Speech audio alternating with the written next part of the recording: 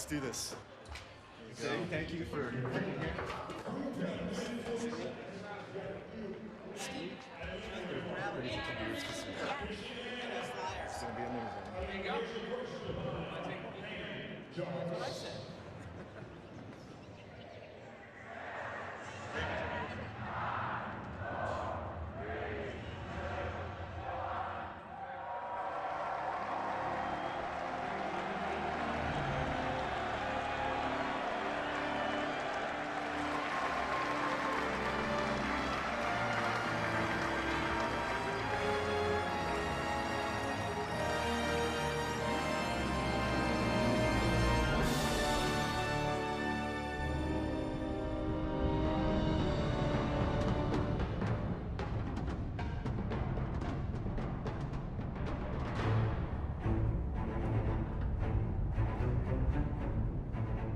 Star Wars was a catalyst to a lot of the stories and games that I've wanted to tell and had the pleasure of making. It's influenced everything that I've done from a very early age. When I started at Respawn, my mission was to start a new team and build a new game.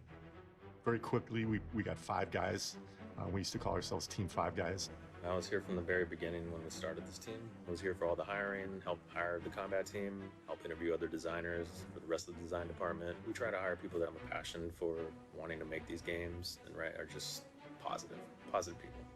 Yeah, it's 5 years since I started on this journey. 5 years. Today, actually. Star Wars came in as a wow. Okay, the weight on the shoulders of the team at the time when we started was just, okay, we're doing this. So let's try to do it as well as we can. I was part of the team that made Titanfall, and then Titanfall 2, and in the midst of that, we decided to have a second team that would create a second game that ended up being Jedi Fallen Order. During the day, I would do Titanfall 2, and at night, I would start working on the Star Wars Jedi Fallen Order.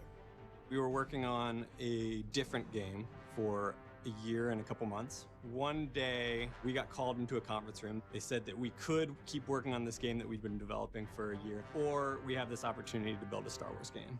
We, as a team, got to choose, and it was unanimous. We were a team built to make a melee-centric combat game, and we saw the opportunity to make a lightsaber game, and you don't pass up that opportunity. The game we hired you to work on, we're not gonna do that game. It's gonna be Star Wars, how do you feel? And I was like, oh my God, it just felt like we hit the lottery. So Stig came up to tell us about this idea he had and about this team he was building to make a melee-driven action-adventure game. Everyone's mind jumps to Jedi. So the Star Wars name is Jedi Fallen Order. Woo! So Star Wars Jedi Fallen Order. Yeah. We learned very early on, Jedi, they're considered the holy grail at Lucasfilm. And we're going to need to earn it every step of the way. I'm Jared Petty, and this is IGN News. Titanfall developer Respawn Entertainment is working on a new third-person Star Wars game. The project will be led by Stig Asmussen, the former God of War 3 creative director. Asmussen said, "We promise to pay respect to the Star Wars legacy at all times, a fact that will be constantly reinforced and honored as a central game design tenet." Fans should expect the exemplary level of quality first established at Respawn with Titanfall, a game that epitomizes our studio's dedication to slick, larger-than-life action and fun, groundbreaking mechanics.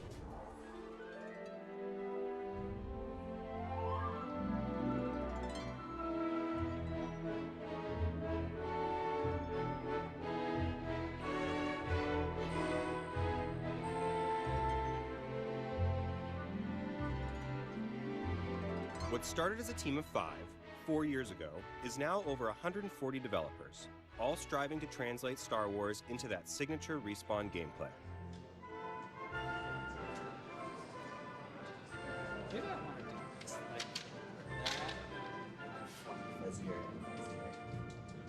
What are you guys looking at? Parrying against somebody non-Z that's not your targets. Z target, and what should happen? Stig is easy target pretty constantly. If you parried someone who wasn't your Z target and we switched your Z target for you, how mad does that make you? I wouldn't want that. Yeah, okay.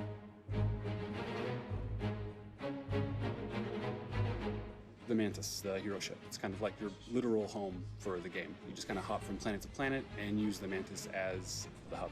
bounced ideas back and forth with Lucasfilm. They wanted to make it like a nice yacht style ship. That's what the big wing is for. It's kind of like a sail. So it's kind of a level, kind of a character. It's a hybrid of a lot of different stuff. I tried to keep it as close to the same detail style as the original movies. Thought it was really important that we kind of created that consistency between the films and the game. It's really nice to be able to kind of like pick things from other ships and put them on ours. And people have even been able to identify like, oh my God, that's a piece from the B wing or that's a piece from the A wing. So the consistency is there, which is really nice. Like any other game, we have a lot of abilities that are built into the game. We want to find a really connective way for players to engage with the skill tree and learn the abilities. So you go to these meditation sites that allows you to like gain more and more skills. We've looked at a lot of the star charts that are in the Star Wars movies, some of the official line work that we got from Lucasfilm. We've got incorporated that into the designs.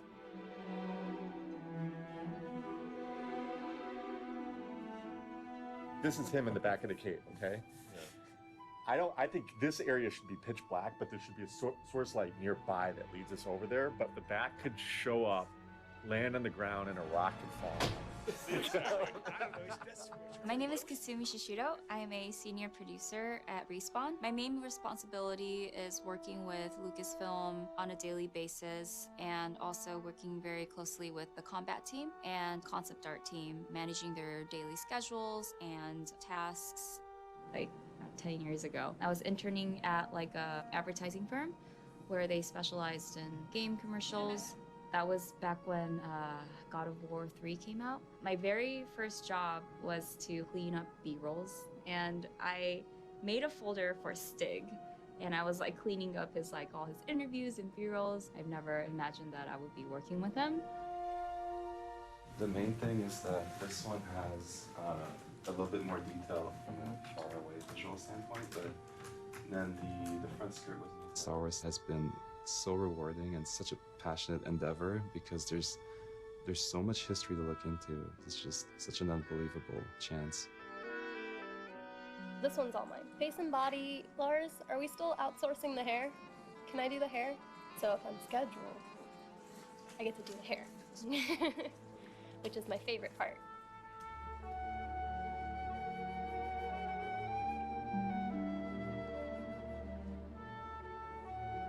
We get a static model from a character artist, and we add structures like bones, skeletons into that model, and then we add control systems to drive those skeletal structures and those muscles. And at that point, we hand it off to the animators for evaluation.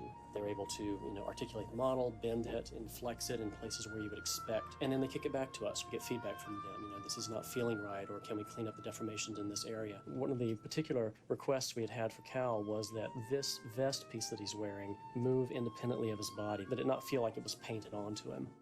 This is a great reference for me to get realistic deformations for different layers of costume. So yeah, this is very helpful for rigging. Now we have real-world information, take that back into the game to make sure that it's all as real as possible.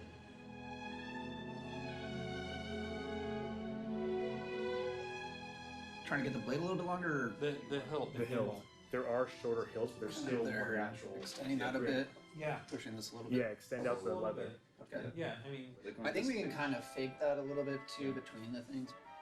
when you sign up to make a Star Wars title, you become basically part of the Star Wars team. We spend a lot of time coming down to Respawn's offices, meeting with Stig, his team, his leads. We have the youngling ones, but they're actually really small lightsabers that we're using in episode 3. The kids that you see Yoda training in episode 2, I don't know if they built those or if they just like pulled them off a rack.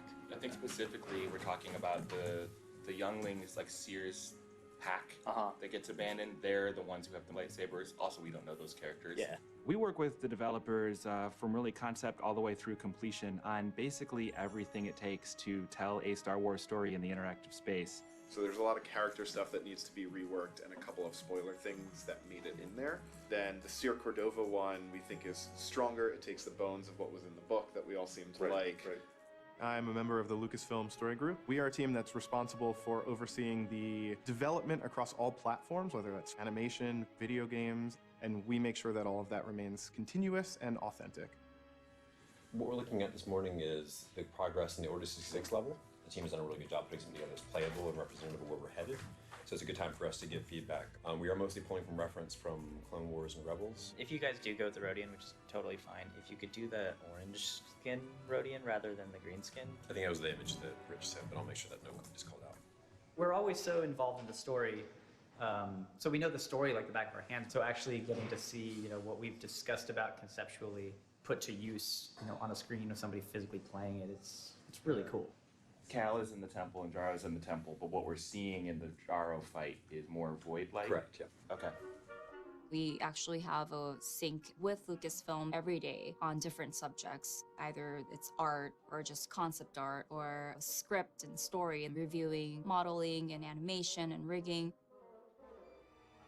The primary goal of an animator is to make sure that the character that's on screen feels alive, has a purpose, and basically is fun to watch and to play with. To portray life, you want to portray life as it is, which is, things takes time to move. To translate that into a game, that can be challenging from an animation standpoint. It comes from design. They tell us what they want, and then we go and create some preliminary animation, and then they come back and say, it's too slow, it needs to be faster. So then we edit it until, both design and animation is happy.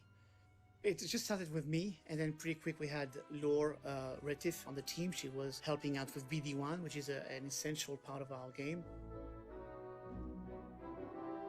I've been working on BD1 for 3 years now. He's very interesting to animate because he doesn't have a face where he can express emotions. It's mostly in the head movements and the antenna, a little bit like a dog. He's always curious about everything, so he wants to jump off and go anywhere, just run around and find stuff. The reason for having BD in the first place was that it's a single-player traditional game, but we wanted to add all the dialogues and the interactions between two characters, and one of the solutions was to have a droid who could emote. And in Star Wars, droids are more than just machines, they're full-out characters. They evoke emotions. I've just about had enough of you. The idea of BD1 being cautious in regards to himself is super unlikely, because BD1 will basically run at death. I think a lot of BD1 stuff isn't so much as a game mechanic, it's more just as a kind of friendship. Yeah. It's the feeling that you've got this friend that's accompanying you on the journey. Well, I suppose the secret of BD1 is solving the problem of how to get something mechanical and robotic to sound kind of like a being, something with a heart. Part of the reason why we hired Ben Burt was that he's the expert on that very thing. So the idea came up to really combine this human sound with the electronic sound. That way we still might be able to have the character of a machine, but get the personality and the emotion of a living organism. The way Ben will work on things is he'll do it with his voice first, and then he'll add synthesizer sounds to that and kind of track what he's doing with his voice using the synthesizer. Having the little guy get on your back was an idea that was pulled from when Luke carries Yoda on Dagobah and he's training. It also ties really well with our game because at any point the droid can look around and go, hey, look at that wall. Like, here's information about this thing. For the AI part, I have made a system that supports like hack doors or like we want to investigate bodies. It's basically the POI system is driving the BD. POI stands for point of interest. We use it as a way of attracting AI characters to certain spots in the world. So for BD1, we use it for whenever he wants to scan something or overcharge a power generator, he'll automatically detect its location in the world and start trying to move towards it if he's available for it. In the Star Wars universe, droids are some of the most iconic characters that we can offer fans. Having the opportunity to model and texture and be part of bringing BD1 to life was a huge honor. This is my original Star Wars figure collection from when I was a kid. C-3PO was the first action figure that my dad ever bought me, which kind of propelled me into this career of art. And that was in 1978. So that figure up top is 41 years old at this point. Now, the day that I actually get an action figure of BD1, then my life has become full circle. Then I have my own Star Wars figure that actually contributed to. In the way you have like a combat designer or a level designer, we have narrative designers that approach it from a narrative standpoint. Okay, so We're going to check out a rehearsal video for Befriend Marin. They're not friends, they're not allies, but they kind of realize that they're not enemies. I'm the narrative lead on Jedi Fallen Order. I am responsible for all things narrative in the game, writing, VO, cinematics, and then narrative features. Since writing this and recording those, her first couple scenes, she's imperious, and she's very much like, this is my place, you can't come here. But in the early rehearsals, she'd been much more like, go away, right? And like really aggro out the gate, and I wanted to avoid that. So one thing just to bear in mind is that like to get a lot of attention on this thing, it's got to go through him, right? So it's like, I'm wondering if, especially in light of the fact the last time we saw her, she summoned an army of these creatures that bear down on him and almost ripped into pieces, right? Do you want him to like pop? Like, is he Yeah, I think igniting and immediately. everything? He's not a fool. So we're getting towards our real deadline for being done with all the writing for the game. It's coming down to the wire. What's on the schedule for Thursday? Thursday is the Malicos scenes we're shooting, and then we're doing stunts Friday. Performance capture is basically where you film the cinematics of the game, and they're running around the set, swinging plastic lightsabers at each other. You're also capturing facial animation on set. Lightsaber dueling is as cool as what it sounds. It's what every kid wants to do. I know for me, we would be on the playground smacking each other with sticks, you know, pretending to be Jedi, and it's kind of surreal that I actually get to do it. Doing performance capture is the most freeing thing that any actor could ask for, because you're bound by nothing except the lack of talent, in my case. This is fine. Everything's gonna be okay. With Star Wars, there is a language and a tone and everything that's been set before, but I think what's very important was with every new piece within the universe, you want to be able to bring in your own personality. Cal was a Padawan when the Jedi Order fell during Order 66, and he's been living in hiding since then. Order 66 is when Palpatine, who is the Supreme Chancellor of the Republic, pulls a coup and becomes the Emperor. Cal is a person who's on the light side of the Force, but that being said, Cal's relationship to the Force is pretty volatile. He was not finished with his training when the Purge happened, so he has a lot of trauma that's associated with the usage of the Force. And basically every time he taps into it, it's a bit explosive and tends to lose control. I view story as being part of the gameplay experience, and the goal is to make it as seamless as possible so that it feels like this fluid, custom living world. So coming in here is where we build a scene where Order 66 is issued. The level I'm working on is Order 66, which is the experience of young Cal right before the moment where Order 66 transpires and the aftermath, which is a really cool experience because the player actually gets to experience this transitional moment for the Jedi. The idea is as you're coming down, the clones are rounding the corner, coming at you, start taking fire. The intent is that you'll be able to parry, blast back at them, door slam shut, very Star Warsy. We'll see if we can pull that off. We knew it was time to sort of like pull the lid off the game and show it to the public. We didn't want to reveal gameplay until gameplay was ready to be revealed, and we wanted to do that at a game-focused event like E3 and EA Play. And what we had to show was story and narrative. But we sort of had the opportunity to unveil the game at the peak Star Wars event of the year. For Star Wars Celebration, as we moved forward with the trailer, there was a lot of schedule adjustments, so it was really difficult trying to balance all of that. So we had our internal planning when it came to like what kind of characters we would have done at certain months. But for the trailer, so we have all these stuff that we need for Braca that we're planning to do later, but we need to do ASAP. Star Wars Celebration really brought up the motivation for everybody. It kind of turned the switch on, thinking about the past years of all the work that we put in, growing from like 30 people to we have about 140 people right now. Star Wars Jedi Fallen Order was announced last year, but up until now, not much has been known about the game. Well, that all changed yesterday when EA finally revealed both a teaser image and the official logo of the game. What does it mean? Hopefully we'll get answers this Saturday, April 13th at 1:30 p.m. Central Time during EA's Star Wars Jedi Fallen Order panel.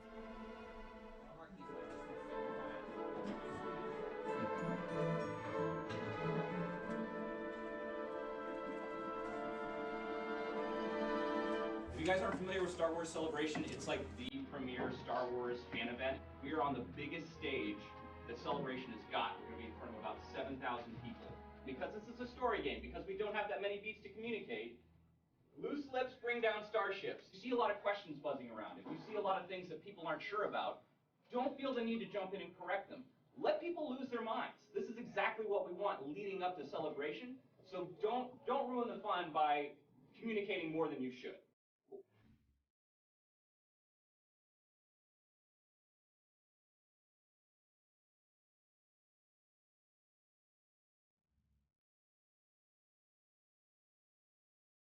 Respawn, I was so pumped. What better than having a chance to do this game than them right now? Because I play Apex Legends, and so Respawn made that. I was like, you know, Titanfall 2, they made that. They're rock stars. Star Wars was one of the only major things that, like, my brother and my dad and I all bonded over together. I'm looking forward to having Force abilities, so I'm looking forward to what they're going to bring to that. I'm absolutely stoked to be able to put a Star Wars lightsaber in players' hands, let them be a Jedi, let them build up their Force powers, and learn different ways to wield that saber. It's incredible. I mean, we know that Respawn, they're just masters at tactical combat. I've been working on Star Wars for going on 15 years now, and to be able to make a single-player Jedi Star Wars game, like, that's why we do this. Walking towards that theater and seeing all the fans like cosplaying outside, lining up. I was actually videotaping it and sending it to my team saying like, oh my god, look at all these people waiting to see our trailer. I'm supremely confident about the game and a total wreck otherwise about my own performance or what I'm going to say on stage. So.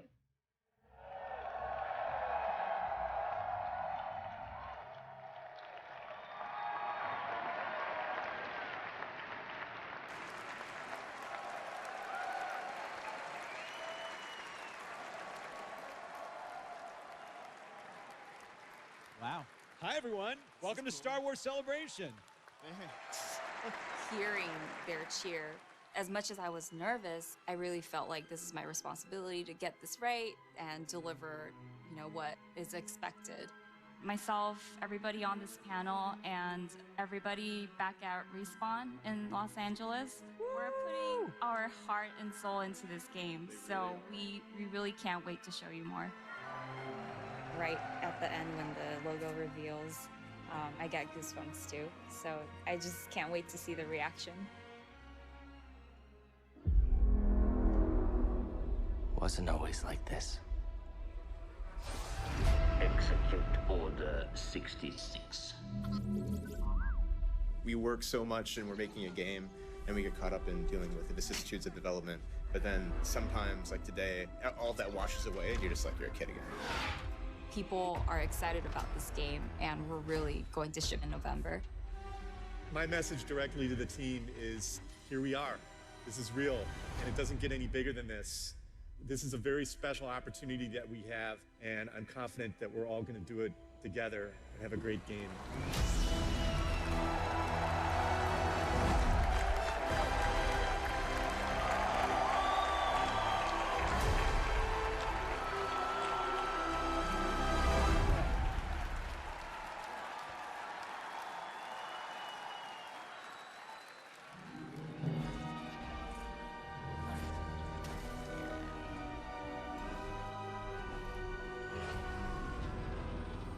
It was exciting. It was a fun weekend, seeing all that stuff. Yeah. Just seeing the reaction online, kind of seeing the change in reaction right away that people didn't quite know what to think. Then you could just see the swell of like support for it and excitement for it. Initially there was that, there's no gameplay kind of downside, which we knew we would get, but we've got gameplay. I'm Jeff Majors, lead level designer. The level designers put together the game, kind of define what the areas are in the game, what the challenges are we're going to put in front of the player, what environments are we going to go to, what puzzles are we going to do, what combat encounters the player is going to experience. In 4 months, Respawn needs to be ready to ship this game. But before they ship it, they need a locked and stable build to test at UXR. With the next UXR around the corner, they still have a lot to incorporate into this game. UXR is user experience research. It's where we playtest the game. So we find people outside of the studio to play our game blind. And it's really the first time we can kind of get a gut check of where we are and where we need to go. The ledges were just all crazy, so like we got to make all this clean. And so we spent the last few days doing that for the UXR areas. Finding the fun is a lot about iteration. When you're building a level designer will be working on it for 6 months from start to finish. And this is for like a 30 or 45-minute section of the game. It's really about zooming in on all the little moments and details and kind of obsessing over every little moment and thinking what is going to be best for the player at any given time. This whole area here, we just have spiders. It's all spiders. So we need to do something to make it. It feels a little dull. And we're gonna do a damage pass on these guys, right, Jason? There's a lot of factors, right, that make lightsaber combat rewarding. It's the encounter, who's in the encounter, how fast do they die, how good does it feel for them to block your lightsaber or counter you, all those little details and actions. That's the stuff that I always want to like try to improve and make sure every AI is doing their job. Once we get this first pass in, I want you guys to just like play it over and over again, like play that one fight like 10 times in a row, move a guy a meter, play a fight again, die to that fight, try to play it a different way. Like noodle the out of it. Like, yeah. Cool. This guy's good work. Just polish over the next week. Yep. The core focus is make a game that reacts really well. How good a game feels has a lot to do with reducing the layers of interference between what the player wants to do and what the game does out of it.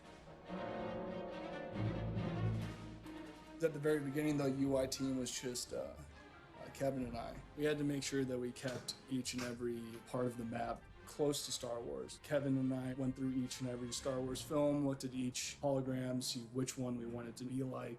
We were able to be very collaborative, exploring how we want the player to feel when they're using the map. Kind of like the idea of we show wall runs just as part of the geo. I want to make sure that like if you're looking for it, you can see it. We should be looking at like the larger game, especially considering that that's what the COXR is all about. I like my team to focus first and foremost on gameplay, and first and foremost on what is going to be the fun thing. And then if we're thinking of how it matches kind of the Star Wars universe, we should have that in our mind as well, but that should be secondary to making the gameplay and space feel fun. We just pull random people from the team and just sit back and watch them play it, and we just chat about it and kind of hear their thoughts. We get a lot of the first obvious feedback from these internal playtests. What happened? Well, that went pretty good, I think, except for that one spot. One spot's a disaster. With a game this size and with this many people working on it and with the polish level that we want to hit for when we playtest the game, there's just a lot left to do. I mean, when it works, I like it, but it seems like it works, it's broken more than it's working. Right now, yes. Okay. If we want him to have this kind of motion, some of the pivot, it feels like the pivots are triggering too easily now in my mind, and I want to pull back on them some now. And the more we pull back on them, the less they're going to start triggering when we don't want them to trigger. The pivots are just to sell the idea that if you're joining hard, then you get an animation response to that. Bruce and Fabrice had started developing the system that would allow this high fidelity animation, but not sacrifice responsiveness. And then it's up to me to make that animation sort of reassemble itself appropriately inside the engine. A lot of games that are as responsive as ours aren't quite as nuanced. It's difficult to pull off the animation fidelity, but still have them move at these superhuman speeds and reactivity. How do you really find something that's fun? I don't really know that there's an answer to that other than just you keep on trying. You keep on iterating. It's usually good to have some type of guiding light. I'm just a sucker for David versus Goliath. Cal going up against the entire Empire and the entire galaxy. He's also going up against these giant mythical beasts. So this is the gigantic like bat boss fight, Dathomir. It's a 3-phase boss fight that we've got lined up. Basically, as the player's going through Dathomir, you'll get some previs of a bat flying by and stuff happening, picking up night rows and things like that. Eventually the path kind of narrows you down into this kind of a section, and then this is kind of where we first encounter the bat. All of a sudden, boom! A huge, gigantic bat comes in. Are you introducing boss names? Like when they pop up, are you going to be like, big flying bat on the screen? Yeah. Yes, we are. Good question. Yeah. Well, we call them wow moments. We basically want people's jaw to drop from the floor.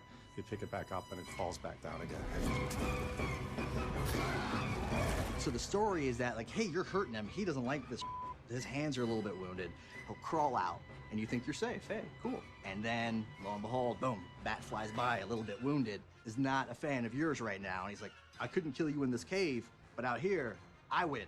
Eventually, he snatches you off of that mountain. He crashes into stuff, and you actually become disconnected from him in midair. You enter this kind of free fall Patrick Swayze awesomeness. And boom, you latch back on. So he jumps out, and as the bat's just flying around, so you have to steer around and then grab him in order to kind of use him. So you use the bat to get down off of this gigantic mountain that you'd been scaling and fighting him along. Why is there a cut every single time he attaches? To reorganize the world, because there's so much variance, because the player can kind of steer themselves around to grab onto the bat, so we have to reorganize them in order to get that next shot. There's one every time he grabs on, so there's 3. Is there a way that we can fix that? When you latch back on? Especially when you're so close to him. You're right there, and then we just, if you want to... Well, I mean... we can't interpolate, like... Yeah, I mean, the problem is that when the player's falling, we have control. He's got like a cone where he can be kind of anywhere, so he can grab the bat over here or over here. There's not really a way for me to say, like, okay, where's he at? Play the animation at this point, at this world location, based on where you grab on. Have you involved a coder with this? Yeah, we don't have camera cuts. You have to see that whole thing. That epic Vader marching down, murdering 15 people, that's like 18 cuts to make it look as beautiful as it can. So we've got to be able to take that and make it in such a way that no matter where the camera is, and no matter who's controlling it, it still looks that good. And they've set a really high bar for that, and that's what we're doing, is making sure that we keep up to that bar as well.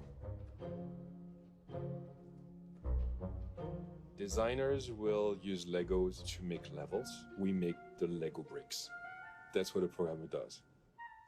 I spend a lot of time looking at the Star Wars films, trying to get the kind of look and feel of what Star Wars looks like. I found some references from the old camera lenses that were used in those original Star Wars films, which were Panavision, so they were anamorphic, so that all the things like the depth of field, even down to our film grain, everything gets that scaling and stretching, which gives it that kind of filmic look, really makes it just a little bit closer to the films.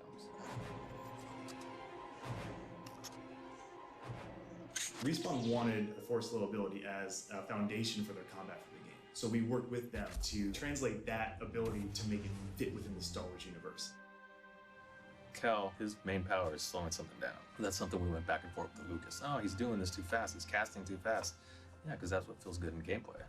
So we had to kind of come to this compromise where we hold the button down for 3 seconds, then he'll or slow longer, right? Somebody will be slowed longer. Cal has to show that he's exerting himself and his ability to control the Force, use the Force. Really straining and really being strong with his hand. And we want to make sure whenever he uses power, it's not magic. He's actually, his physical ability and his skill with the Force is allowing him to do this manifestation. Colors and everything that you've applied in the breakup all seems correct. So that, the details there. Your concern here is more about getting the helmet shape to fit right and then getting the color to fit Yeah, right. so he feels intimidating. If you take this straight down and you incorporate this going around, like, and you get those straight shoulders, really pinhead, I think it's cool. It's just pulling in the final edits, and we call it a day. Just shake hands, high five. I work alongside concept and the game design to flesh out the overall look and feel of the planet and the environment. When we get approval from Lucasfilm on something that I've created, I mean, it's really makes my day. You know, Hez or something comes in and then says like, oh, that looks really awesome, or like, that's such a great Star Wars moment. I mean, that feels really good, right? Because you're like, oh, I nailed it. This is right here is beautiful. Sometimes it's finding ways to support different people's opinions and making sure like they're what they start, you make sure it goes through.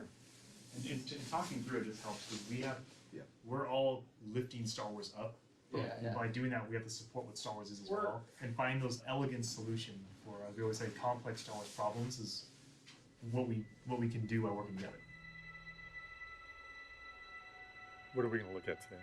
So we have force targeting, which got updated and is now showing a highlight. So we should talk about that. Something we're trying is it's just an outline on these guys. It's pretty subtle. I don't know if I want an outline around every enemy that you're engaging with the entire game. I guess I don't know if I've felt like I've needed this. What are we doing wrong that other games don't have that? I mean, we have force powers that other games don't have. But like, Right. My thinking right now is we should take this to UXR and see what the feedback is. can I play a little bit?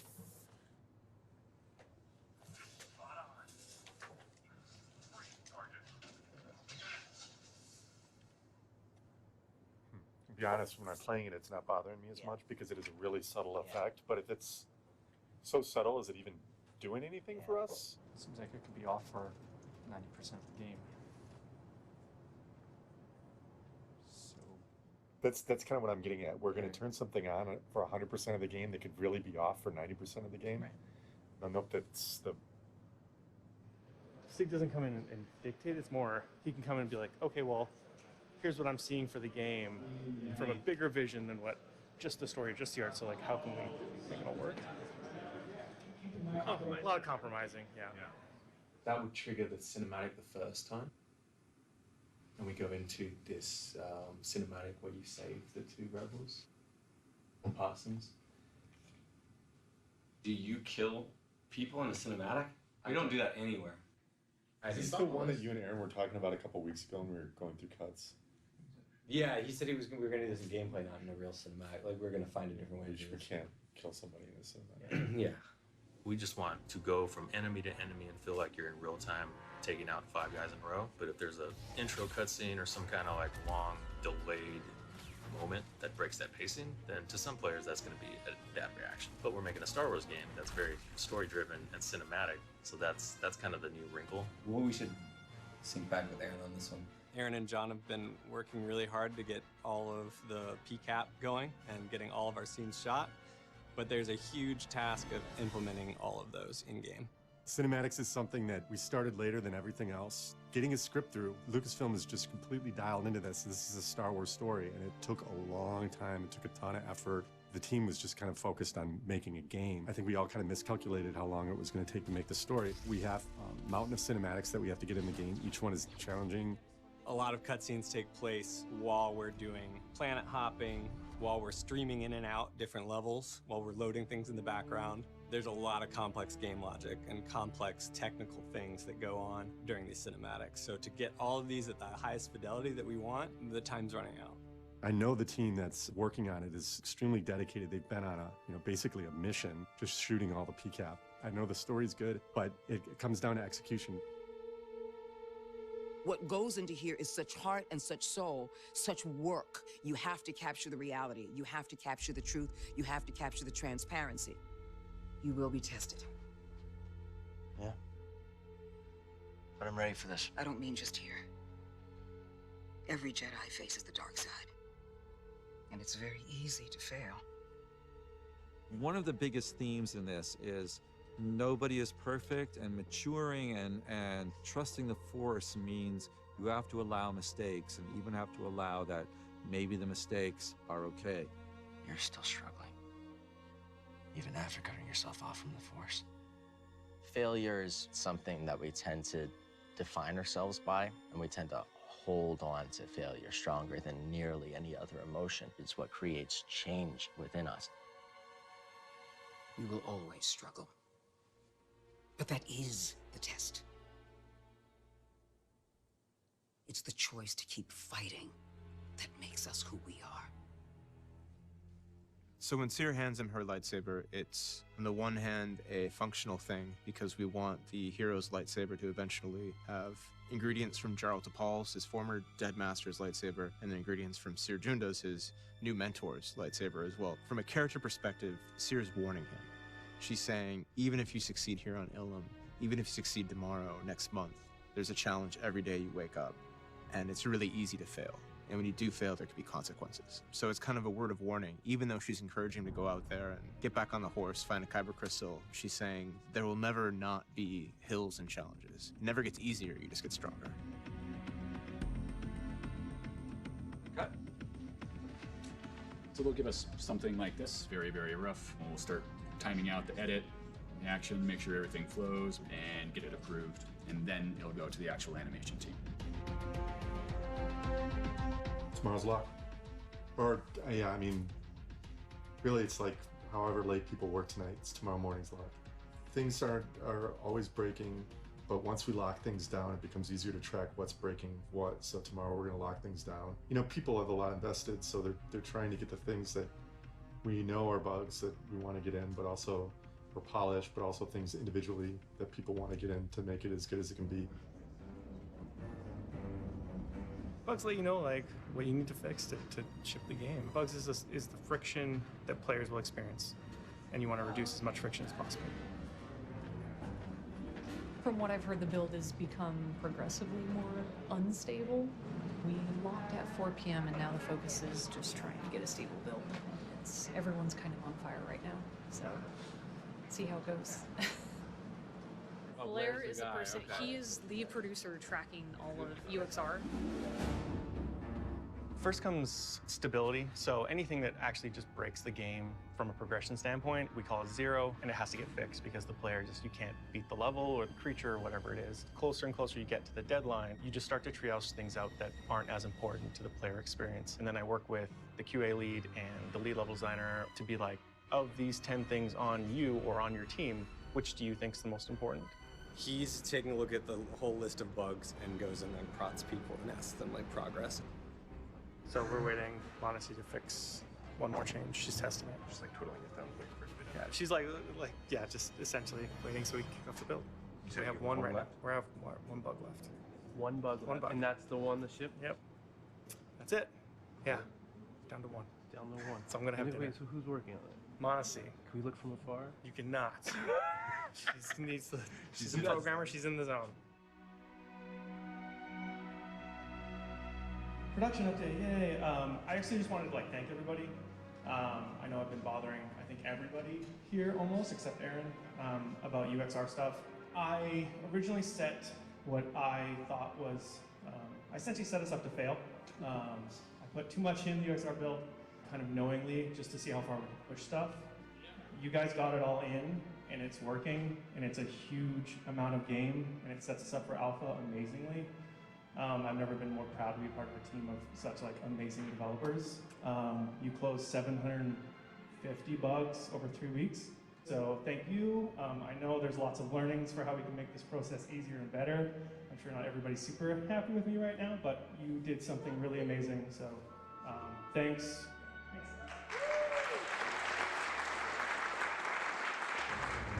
I'll add it up. Just wait to be discovered. 100% there's the secret. Yeah. How many players are there playing the game right now? I think it's like 35 or so. Okay. So. A lot of the stuff Narrative's done is in this build, and people are playing it for the first time, so it's kind of our first wave of feedback. Watching UXR is a great way to see how it's developing. So Right. I'm desperate, I'm starving for that stuff, because this is what really matters, right? It's the game. Oh, there it is. It's good because it's a good milestone, right? Like everything's culminated to this moment, so it's like the kind of breather spot. So you get to kind of sit back and do it, but you can't exactly enjoy it at the same time because you know that there's more work coming from it. But also you get to feel gratified because oh, that looked great and they had fun doing this thing that I made. So that's super gratifying as well. No matter what the results are, good or bad, you know. If it's great, then you know what's good to enhance on. If it's bad, you know what to start trimming from. Is the very first time you open the planet map when all 3 of these planets are there? Yes. Yep. That's not great. Yeah. I mean, we decided very early on that we wanted to do multiple planets and traveling in your spaceship between planets because that would make it feel very Star Wars. That was a pretty recent change that we allow you to go to Dathomir right after Vagano. The plan used to be that you would have to go to Zepho and then you would unlock Kashyyyk and Dathomir at the same time, but opening it up earlier makes the game open up earlier, which is kind of fun to see, but it's hard, so we'll see how much people like it. It's that classic game design thing of let the player go to Mordor right off the bat and get their ass kicked. Yeah. That's Dathomir. That kind of skill check. Oh, but he'll do a backflip. Oh,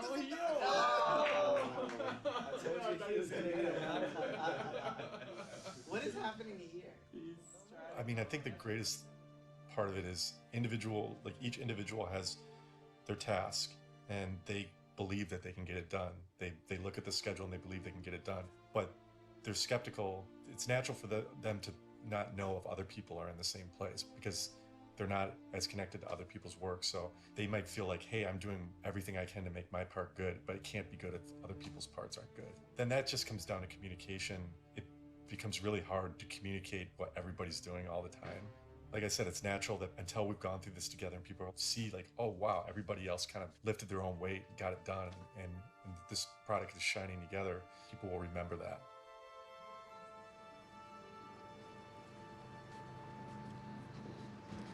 The game is looking kick-ass. That's it.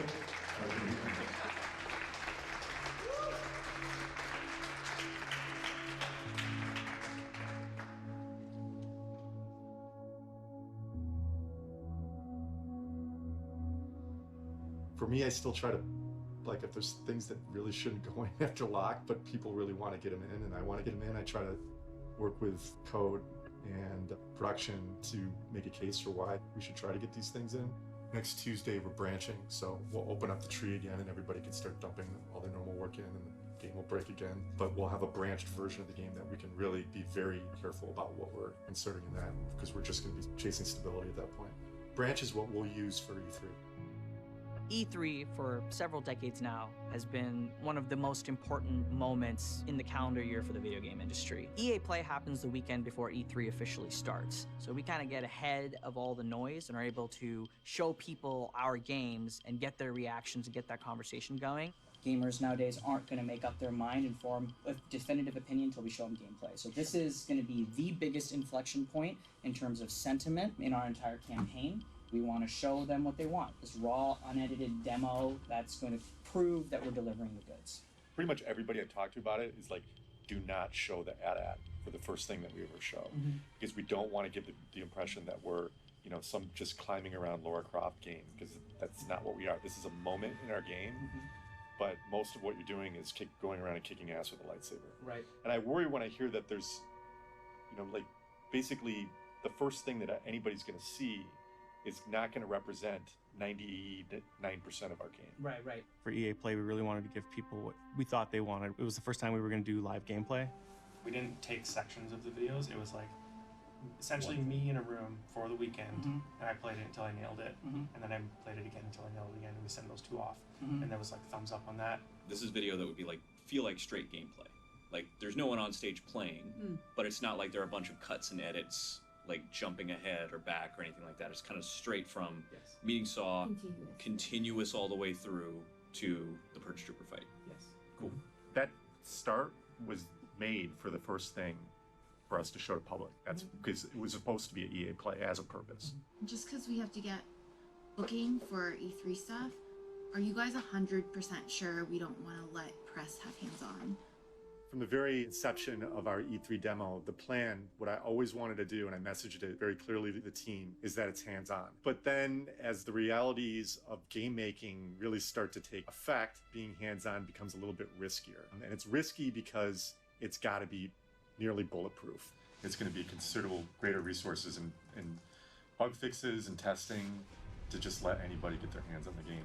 As someone who's been marketing Respawn games for a while, there's so much that's hard to communicate about how controls feel that you just can't get across in, like, if I could tell you a million times, like, it feels really great to play, it feels like you forget the controller's there. Everyone we brought in to actually, like, play with this thing, even UXR, like, it's like, oh. We're going to be planning these big E3 media events. We better be careful. And I don't want to get in a situation where we have to cancel something that we've spent a lot of money and put a lot of investment into if we're just not going to be able to do it. I know it'll be like a late last minute call, but just I need to put that value out. There was just no way that we could guarantee that we're going to go hands-on with this. It looked like the only time we were really going to get clarity on that would be maybe a week or two before E3. We're just going to get a behind the closed doors room for press and judges to get hands-on, but if we don't use them, we'll just use them for interview rooms. Yes. It might be more expensive, but then it's fine. Yeah. I could get behind that. New game, biggest IP in the world. First time we're showing gameplay. One thing this team has shown and proven through history is that they come through at the end. So E3, we're trying to get like a finished version of the game, and we're not yet at that point. So we're trying to get a representation that feels natural. The purpose of Kashyyyk is to show the juxtaposition of the virus of the Imperial destroying all of the planet Kashyyyk, and its natural beauty is trying to fight back. Right now, we're just working on optimization, trying to make sure it all runs and looks good in the demo. Kind of in that phase of the project that we're in, optimization. Basically, people come into my office and say, hey, do you want to see something? And it's always something bad. And I go and fix it. And so we can see with this view how many triangles we're using in places.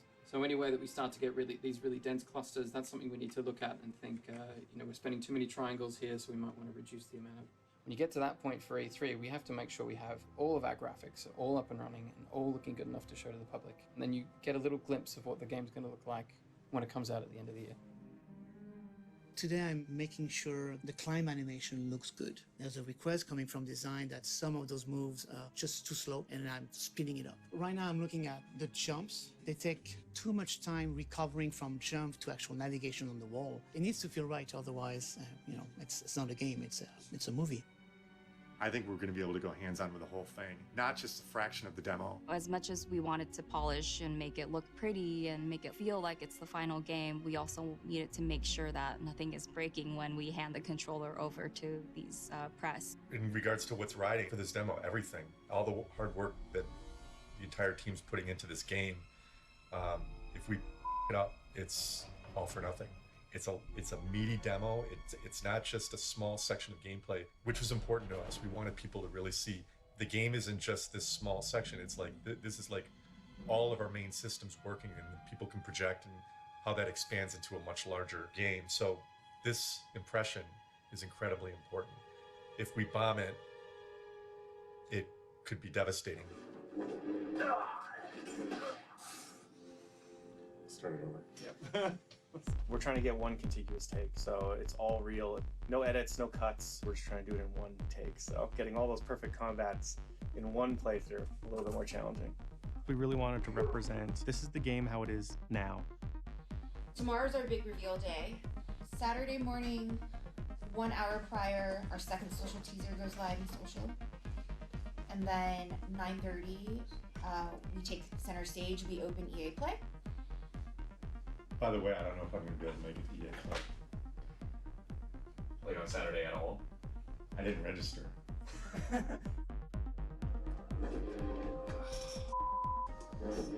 Start over. I start with asking people on the team whose content I'm gonna play through, what do you want to show off? But when you start playing, it's a live game and our AI works how our AI works for the real game. I'm trying to do a cool move, but during that, a spider jumps on me and breaks the flow. The longer the demo goes, the more risk. That guy that's next to the door, you can sprint and do the uppercut on him.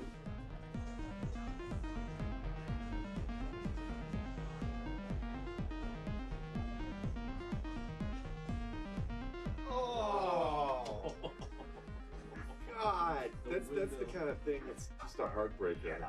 There's other things that can happen that have nothing to do with the game, like you've got like a really weird itch or something like that. You're in the middle of something, it's like you gotta scratch this.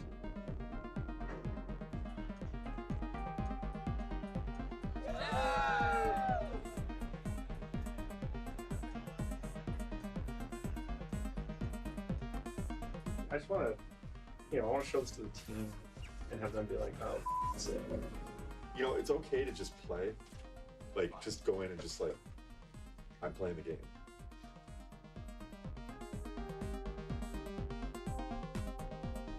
It's EA Play. We're about to unveil gameplay to the world. Just hope everybody loves it. My hands won't falter.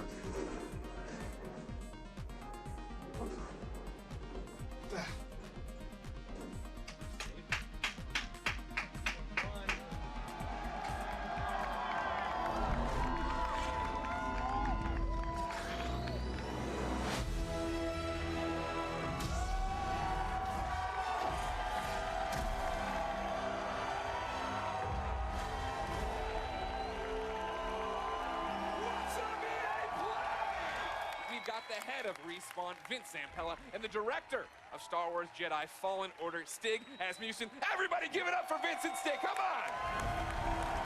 Keep it going, they're making a Star Wars game.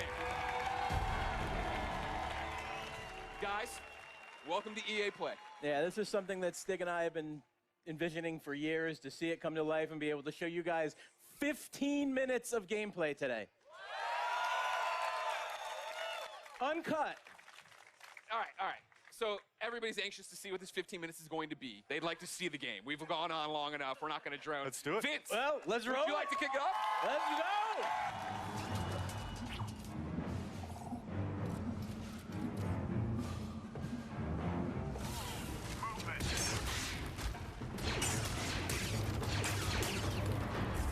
Oh! Yes! More of that.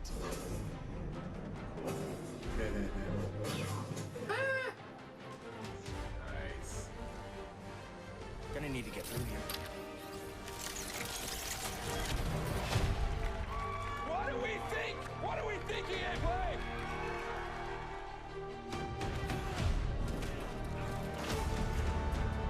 I didn't get any sense that there was anything going wrong at EA Play. But I started reading all the different articles that were a little confused on what we showed. With the EA Play gameplay reveal, there was a bit of misconception over what our game was. The gameplay we saw at E3 underwhelmed some people who thought it looked fairly generic. Yeah, it felt like a pretty standard linear action game, maybe even a little Uncharted-ish with lots of climbing and melee combat. We wanted to showcase every ability we could and show off all the cool moves. In hindsight, we probably should have just put it on hard because it did make the game seem a lot easier. We wanted to hit a slice of the game that showed off the core lightsaber elements, but in doing so, we kind of missed the opportunity to show everyone our nonlinear structure, our Metroidvania level design, our planet hopping, interactions with the crew, these big set-piece moments. The only way you can feel how good the game is to get your hands on the controls. That's the only way. E3 2019. I am going to be behind closed doors, giving demos and hands-on to various press people and potential E3 judges. I hope everybody just loves the authenticity we're trying to bring to Star Wars. Hopefully the time and the effort we put in this game is shown, so people respect that. That's the goal. I was skeptical, I won't deny that, but Respawn is definitely amazing with gameplay and with story. So I mean, who even knows like what's gonna be like? I'm hooked, I'm into it. We're having a press, like IGN, Game Informer. It's basically like 30 minutes block of time, and we're just getting press in to try out the game. It does feel good to play, so there is a lot of depth to the combat system. I do not think the combat in this game is going to get boring anytime soon. Once anyone gets their hands on the game, they fall in love with it. The biggest takeaway I got from the brief hands-on experience I had was that the combat is very satisfying and challenging. Everything has been very, very positive. You see people walk in looking pretty tired and exhausted, and they walk out with a huge smile on their face, so that's what we want to see. The combat feels great. It's like you would expect from Respawn. It seems like there's a lot of growth in his abilities. You will get new force powers as the game goes on. I can't wait to see where it goes. So many people have walked out of here going like, okay, I see where we're going with this. When you actually play, the game flows exceptionally well. Though we only played for 5 minutes, I found the demo to be extremely fun. I feel like once you get your hands on it, you'll feel as I do. Whenever I run into any of my coworkers, I've been trying to tell them like how well it's going, because they might just be reading this online thread still, and that's it. It's been exciting to see people finally get their hands on it, get real reactions. Don't look at me, look at that. It's so good. It's been a wild week. Still trying to process it, and feels really good right now. These last 3 days I've been fully focused on E3, but tomorrow, back to work. We gotta finish the game.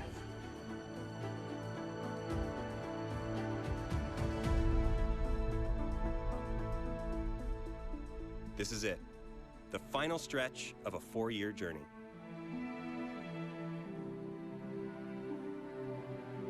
I'll be working on the lightsaber probably until the day that they tell me I can't work on it anymore. This project has been a little different. We've been working in harmony with all the other departments going up until the end of the project, so we've gotten in a lot earlier than normally might happen in a game pipeline, making the lightsaber feel authentic. So, it's basically a glowing tube when it's still, but when it's moving is a lot of the kind of the iconic look. So getting the right eye slice, having the right angle, not like a flag, and then having the atmospheric glow around it. Working closely with combat, obviously. The lightsaber interaction stuff, that's got a lot of our focus. It's a lightsaber game, so it has to be. We are putting the final details, the final finesses on all the elements we can. It's all wrapping up, and it's exciting. The things that were minor months ago are now major.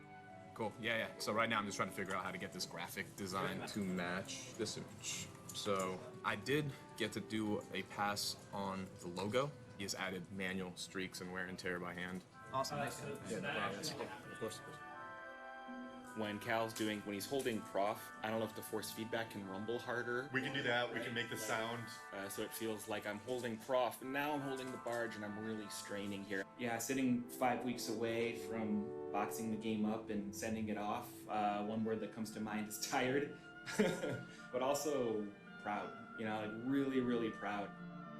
UI team as a whole, I mean, we're stressed, but we're excited. We have these schedules that we follow. It's like, oof, that's ambitious, but we know we can do it, but oof, that's ambitious. So I see smiling nods. Are there any bugs right now that you guys are tracking down regarding the motion model? Joe was saying there's certain cases when you hit the corner of a wall, he can feel like he gets held up. Yeah, I'm having a really hard time breaking this. It's good. It's great. You guys did it. Say stick a fork in it. Yeah. I mean, like at this point right now, just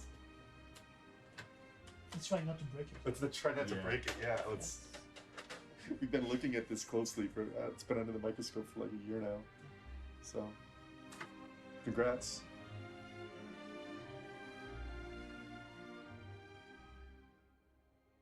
You survived, Cal. And you're not alone. Not anymore. We're coming up on our destination.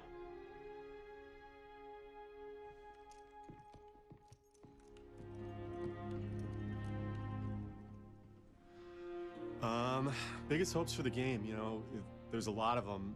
I would say that when we started this, we wanted to make, this Star Wars action-adventure story game that we haven't seen in a long time. And we wanted to make the best one that we could possibly make. I really hope we do that. My biggest hopes are a lot more basic than that. I just want, the whole team to have all this energy that they put into it and their love for Star Wars to be worth something, and for this to be a game that they're really proud of.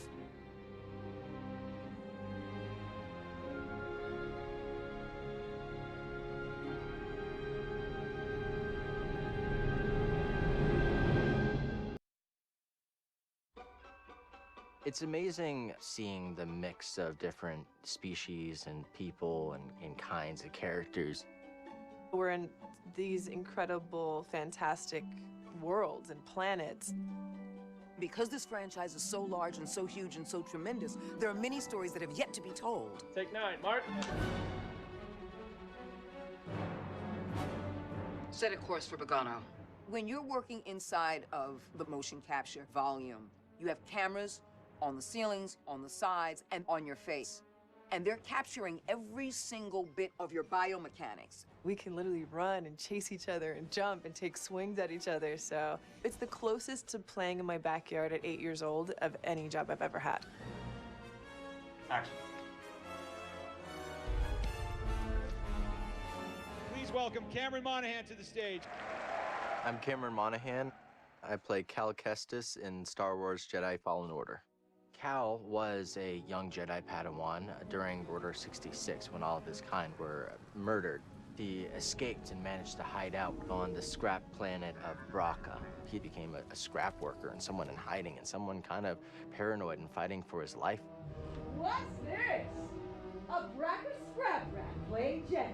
Then also he's rough around the edges, and I think he kind of does like to fight too.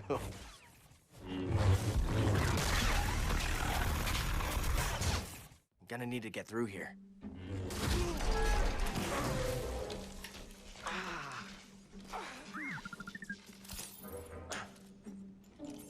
Healing stim. You're full of surprises. BD1, our buddy droid, is a wonderful addition to the droid family. He was sort of designed as like an adventure companion. By having me operating this little guy as a placeholder for the animators, it's also nice for the other actors to have something to play opposite, and so that's kind of fun because then I can inject a little personality I feel that BD1 has. The two of them have a really wonderful relationship. In many ways, I think Cal's kind of best friend across the story. Real moves on you.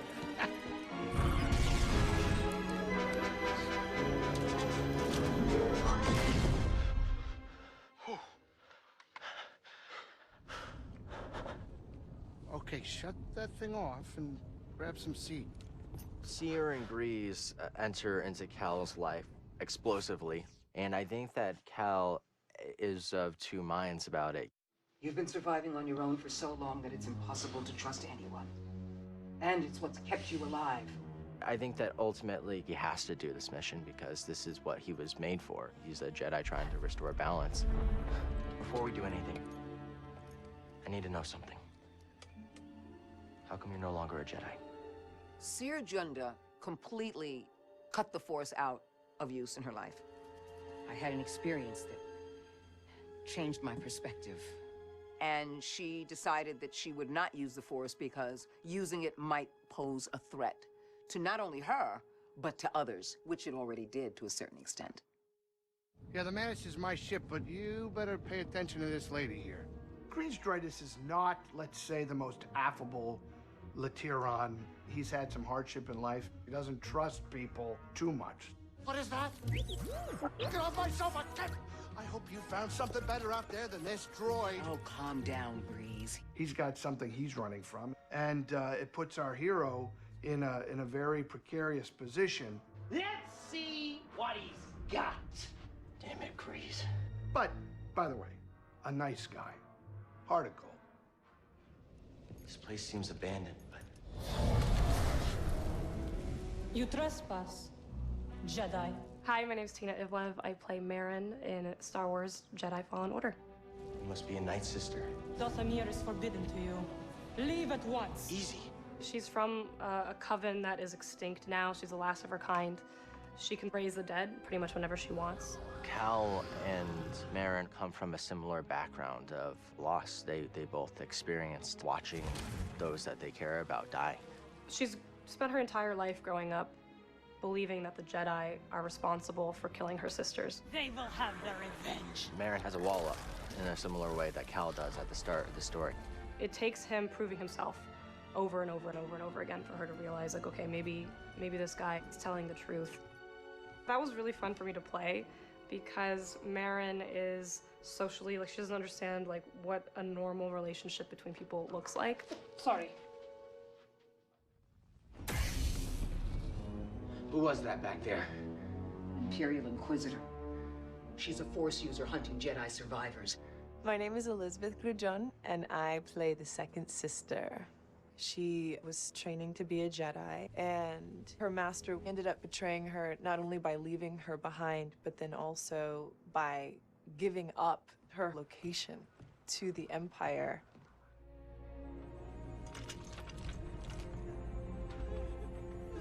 It plays out in such an angry and powerful way when she becomes a second sister. What it taught her is to love is to die, and to kill is safety. She was tortured to the point in which psychologically and emotionally the damage had been done. She's already lost everything, so she doesn't care about dying. There's a recklessness. It's like, I'll jump on the top of your ship and bring it down while I'm on it. Like, I don't care. I'm doing a dialect as the character, which just came to me very naturally. Who's your master? Padawan? Someone I killed, perhaps? She really enjoys hurting and wounding, so I wanted to hear that pleasure in her voice.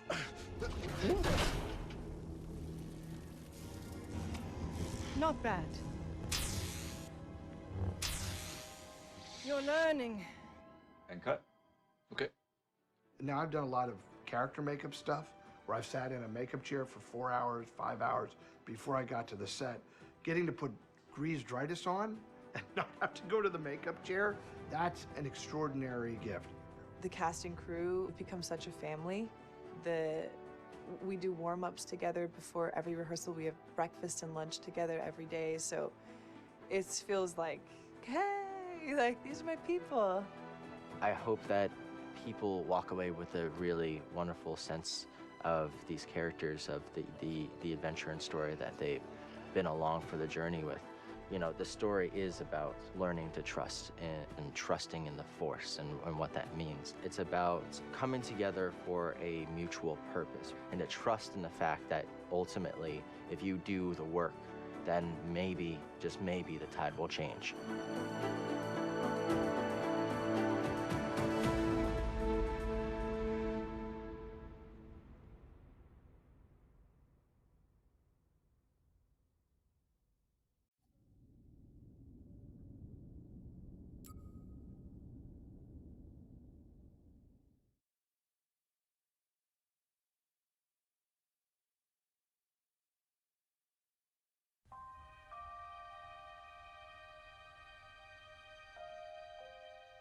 Every 3-year-old, 4-year-old, before they can possibly string a sentence together, can probably sing one of the Star Wars tunes.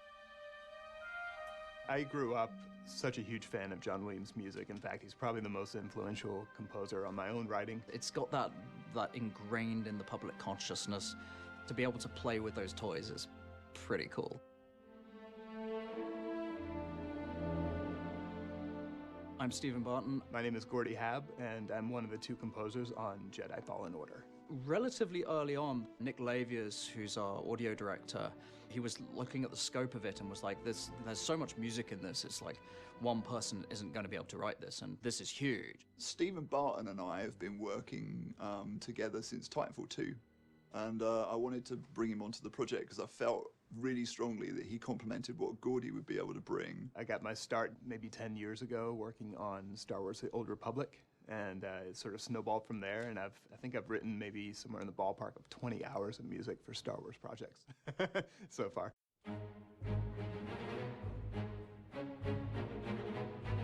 We can look at it in terms of, you know, starting off with your theme.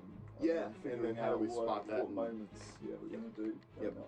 We sit down and we'll play through sections of the game together, and we'll do kind of big spotting sessions while playing the game. One of the things that's interesting about games generally now, but actually certainly this game, is that the line between cinematic and gameplay is becoming ever blurred. Gameplay, you have to really think interactively. Like, this music may last 2 minutes, it may last 10 minutes. You have to sort of factor that in, like how you're building in loops or building in, you know, alternate endings or layering system where you might need to ramp up the intensity of the music, for example. But then writing for cutscenes was much more like writing for a film, where you have a finite timeline and you're writing music to fit that finite timeline.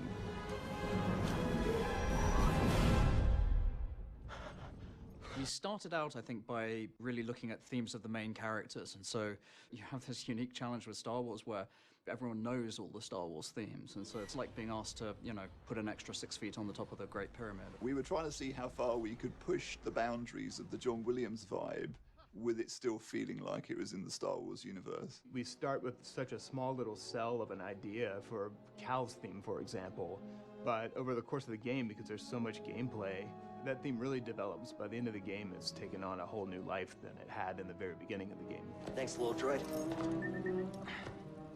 Okay, let's try this again. Okay. The favorite material that I've had to work on is everything to do with BD1, but just because it's such a unique and charming character. Cal might go through some tough emotional moments, but BD is always going to be there to encourage him. You know, very much the fact it's sort of a boy and his dog kind of story. The way to approach that musically was kind of like a nostalgia trip. No, we are not doing that again. There's a section in the game where you're on Kashyyyk and you're climbing the origin tree. It's about a 15 to 20 minute long piece of music. It's almost like a symphony that starts from the very ground level all the way to the top.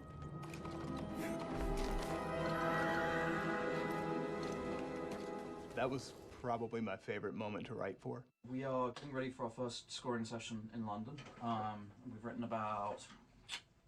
I don't know, probably close, almost 50 minutes of music. Yeah, that we've probably written plenty, so far. plenty for a session. We recorded Jedi Fallen Order's score at Abbey Road Studios in London, and we're using the London Symphony and the best musicians that London has to offer. So any aficionado of Star Wars will know that from Empire through to the end of the prequel trilogy was all recorded there. The first time I heard the orchestra play, I thought we were listening to one of John Williams' scores on the speakers, just sound checking. It has a special thing, and you hear it. I mean, you really do feel it.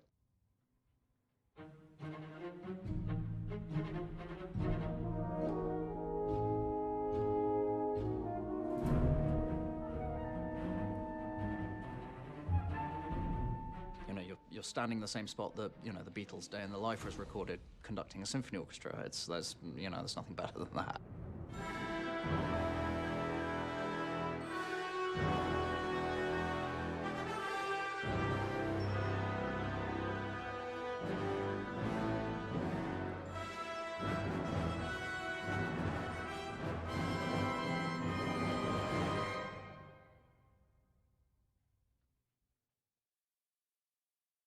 All right, we're good. We're moving on.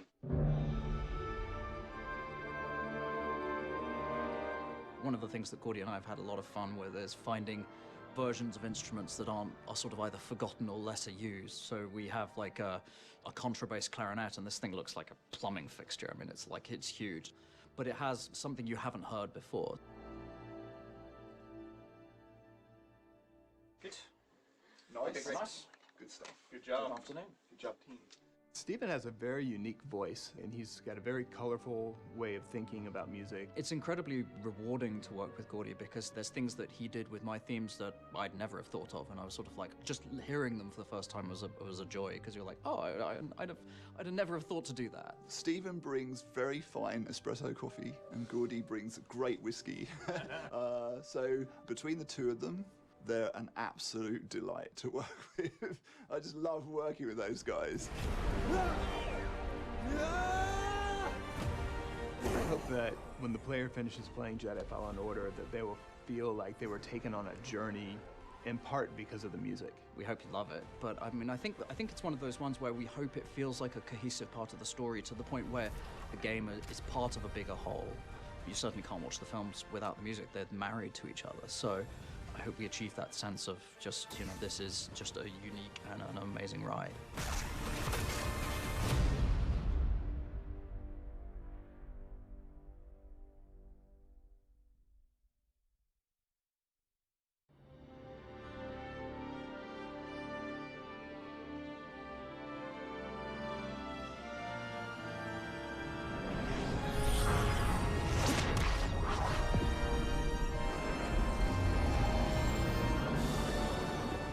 Here doing a planet tour of a couple different planets in Jedi Fallen Order, and this is Bogano.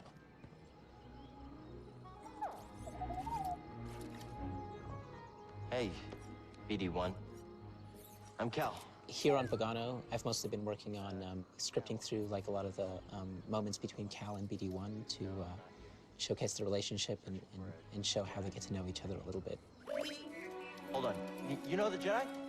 Hold on. Everything we're doing with BD1 and Cal's relationship here isn't just about writing the script for it. It's about like how we represent it in the world. Part of that comes in through our cinematics, but we try to like think about it, you know, from an in-game perspective instead of just like looking at it on a piece of paper.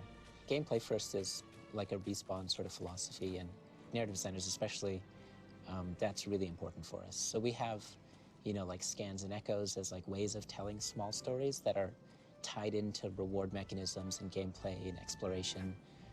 And that's, you know, a way of trying to find a balance between how we're telling a story and what your gameplay experience is as well. Bogano's designed as like a measuring stick for the player. It's their first planet that they can retraverse. That's one of the challenges of Bogano, is once the player has unlocked all their abilities, they can double jump over everything and wall climb and zip line all over the place. And so I think it was important throughout our game to keep it close to design, but even more so in Bogano since there's so much double jumping to different islands. After each ability you get, you can kind of come back to Bogano and it unlocks a little different section of it depending on which abilities you've gotten on the other planets. So you can always kind of come back and explore it with your new abilities in mind. So you're kind of teaching the player that it's not just main path in this game. There's different side areas to explore. To either use your force powers to kind of solve a little puzzle. Cordova's extremely dangerous workshop. Yeah. Well, Yeah. he was a full-fledged Jedi. Live so, life like, on the edge. Yeah. So this is a moment that's kind of an important Metroidvania moment here where we slam you right into essentially a gate. This is essentially a gate because you don't have the ability to cross it yet. You can tell that the main path goes that way. We lead you right there. That's your goal, the vault. And we frame it, you know, between these rocks here, but the player has no way to cross this gap yet. So now the player just needs to kind of explore the level to figure out how to cross that, bridge that gap. In Bogano, in our initial concept, we kind of had these onioning shapes of rock and striations of kind of like red clay, because the wall runs that we're about to introduce the player to, kind of the language along the wall runs is we try to do smaller striations on where you can wall run. So right off the bat, with your new wall run ability, we've got kind of different secrets and things to explore and find, but we try to funnel you back to this moment where now you can cross the gap that blocked you before. Players have had a hard time finding that, and it's just something that when you model it, when Jeff designs it, you're like, oh yeah, that makes a lot of sense. The player will use that wall run to get back, but you watch players just get lost and walk right by it. So it's stuff you don't think about first pass, and then you watch a few play tests and you start to realize that we need to do more to help the player. All right, so here we've got the option at this point in the game to choose to go to either Zepho or Dathomir. Here you see we've centered it in Bogano, and we've got these kind of two options where the player can freely choose to go either to Zepho and kind of continue the main path, or deviate a little bit and go to Dathomir. And the UI team, you can even see like what went into this. Like they're almost equal choices, but Zepho's slightly closer to the cursor. Like this is intentional. Like this sort of thing. You know, there's a lot of thought that goes into this. It's a literal fork in the road. Literal fork in the road, exactly. Yeah. So, which do you guys want to choose? Let's go to Dathomir. I agree. Okay, let's go to Dathomir. We're doing a planet tour of Dathomir today. Gonna look at the art, game design, and the narrative all together. Dathomir's a special place because it is one of the planets that pre-existed, so we had a really kind of fun relationship with Lucasfilm for this one because there was like a lot of back and forth and a lot of cool ideas kind of thrown around.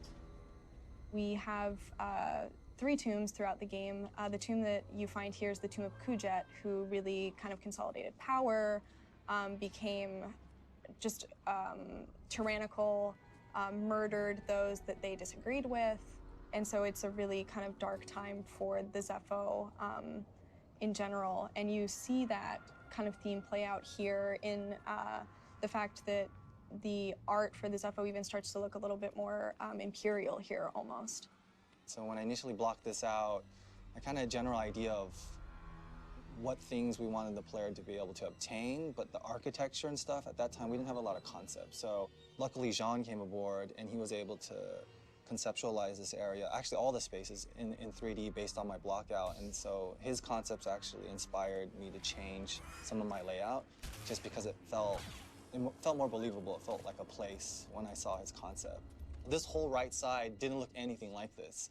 It wasn't until Jean did a 3D concept where he had this very tiered kind of look, and I was like, oh, that looks really cool for gameplay and visually more interesting. And Jean kind of talked about how he came up with that. One of my main inspirations was Petra, like in Jordan. They built an entire civilization in this kind of remote part of the desert. It's an abandoned place, but people are living here. They're repurposing it completely differently. That's the Knight Brothers. And so you have this kind of like layering in the environment, storytelling that I thought was kind of, it's kind of interesting to try to communicate to the player. Dathomir was a matriarchy. So the Knight brothers were ruled over by the Knight sisters, who were, of course, slaughtered. There was a genocide committed against them, basically, by General Grievous during the Clone Wars. We played around with a number of Night Brothers, and we actually had to work with cinematic team because I think in cinematic they had like 4 or 5 of them pop out, and we realized that these guys are pretty hard, so we managed to get it down to 2. These guys are really agile, they roll around, and they're pretty quick, so we wanted to make this space feel good for them for the first fight, at least. In some of the other areas in Dathomir, it gets a little bit more narrow, but definitely in this first encounter with them, you have a lot of room to kind of move around and fight with them, and so that was the intent. John, you even made like some paintings or hieroglyphs of the bat, right? Yeah, The yeah, Night yeah. Brothers I made, like, supposedly there's a whole Night nice. Brother On the mural walls, language of like their relationship with the spiders and the bat and the Zephonians. That's pretty slick. What's that one, John? It looks like. Yeah, that actually there's a whole language. Christmas trees. I actually developed like a whole language of like what those signs mean. Okay. And yeah, that's supposed to be, you know, don't cross. Don't cross okay. this place. This is basically Night Brother territory. Okay, yeah. If you look up, actually, there's like some of those statues. That's a good example of like Night Brothers using whatever parts, scavenging whatever parts of things they can find on the planet, even like some Zepho statue parts, and making their own art with it. That's how they survive. When you come into this cave, it's probably the biggest drop-offs you do in the game to really make it feel like you're dropping down into somewhere very deep. And it's kind of a one-way too, like at a certain point you can't get back out. I think it changes the mood too. It's like, okay, something's probably gonna happen here. So this is basically what I've been doing the last quite a few months, basically since I got here, is doing this bat boss. He's been quite the challenge. He's one of the unique characters in the game, so he actually responds to different body part hits. It's like, I think he's the only guy in the game that currently does that. These markers are meant to kind of show his weak spots as the kind of hope. Kind of seeing for playtest, it looked like he needed a little bit more indication as to that. He's like a glass cannon, right? Like you get hurt pretty bad if you get hit, but I've given the player a lot of tools to be able to kind of get back into the fight with the bat. The environment art's not finished, basically to convey like more that there's a relationship between the bat and the Night Brothers. Like they're afraid of the bat, but they also kind of like worship it or like respect it. Yeah, he's like the alpha of the planet, I guess, right? Kind of. And has that creature of the Black Lagoon. Yeah. Yeah, his face is pretty gnarly. Now he has eyes, I feel guilty, like stabbing him and stuff. Now, like, oh, man. Like, I was fine when it was just like a box. I know, now. And now I'm like, oh, dude, bad. We're bros, though. We've been through so much together, but I have to defeat you.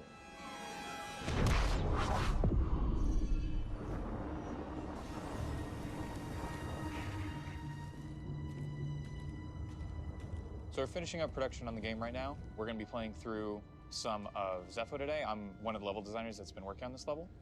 We're like not too far out from locking the game so that basically all hands are off except bug fixing.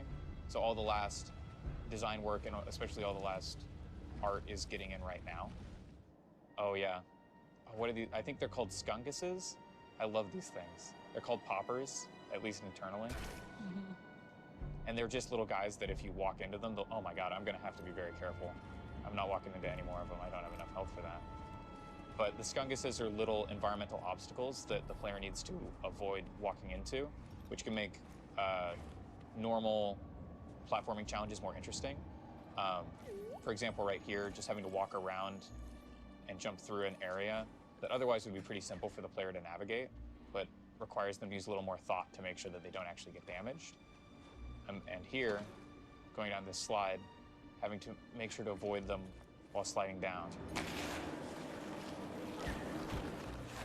When we get the level from level artists, we generally already have some placeholders for where the enemy gonna be. The ones on the slide and the ones on the jump, they've been there for so long. A couple weeks ago, the art finally went in for the actual skunkus, so it's nice to finally see them after three years.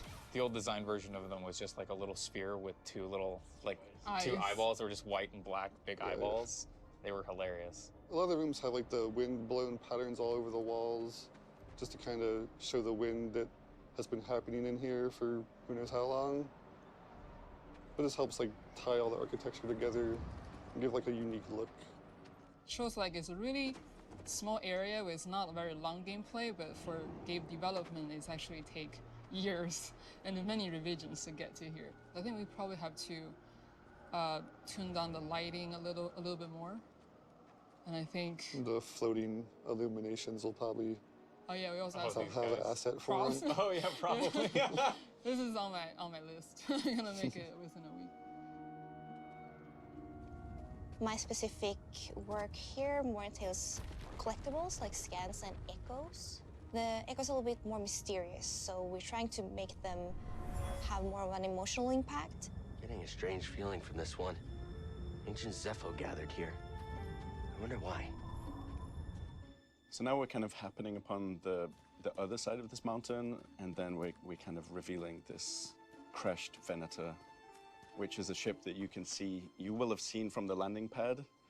And it's kind of one of those like gaming cliches that like if you can see it, you can actually go there. But in this case, you can get up close.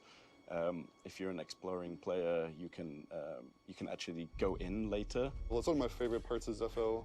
Just this fight arena around it, the open space, the Martin design, I think is really, really cool.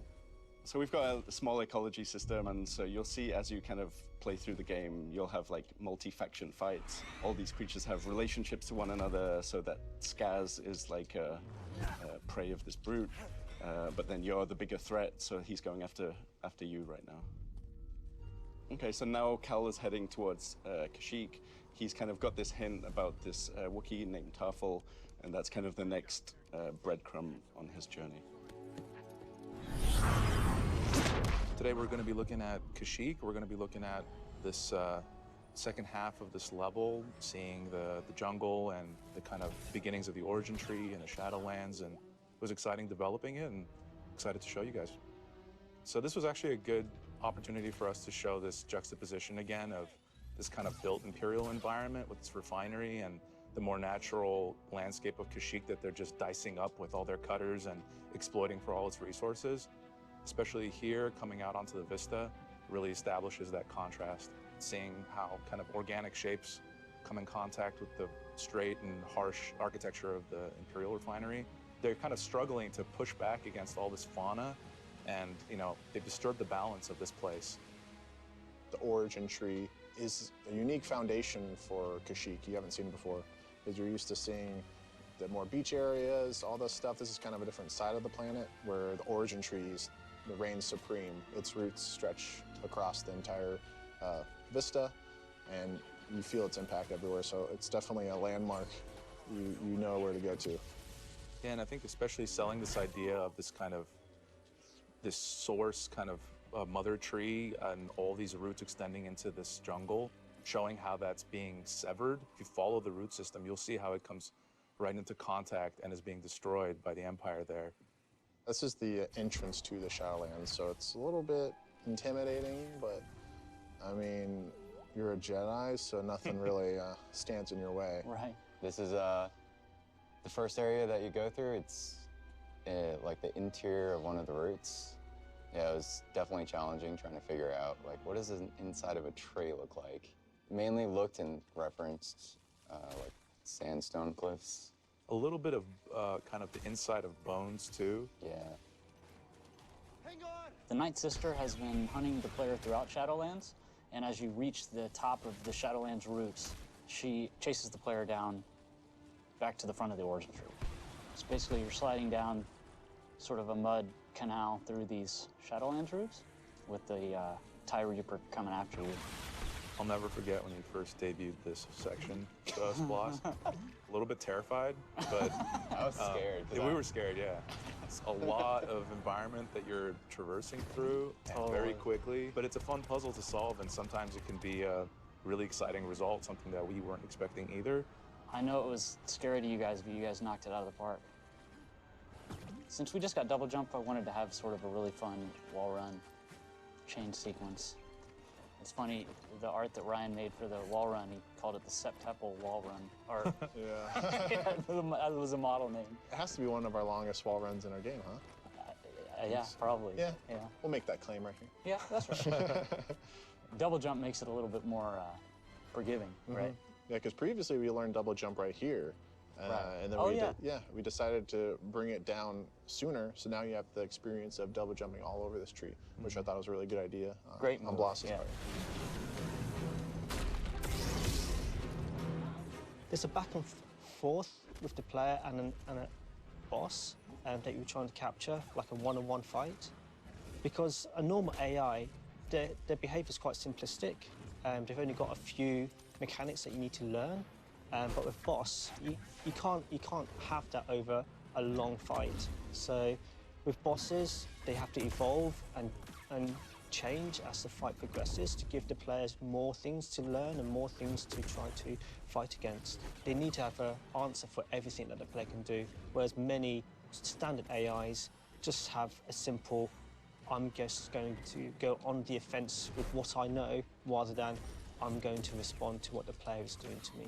So when making bosses, she has this whole array of combat moves, and I need to make sure that there's the small openings that the player can take advantage of. It's not too big or too small, but just enough just to test the player.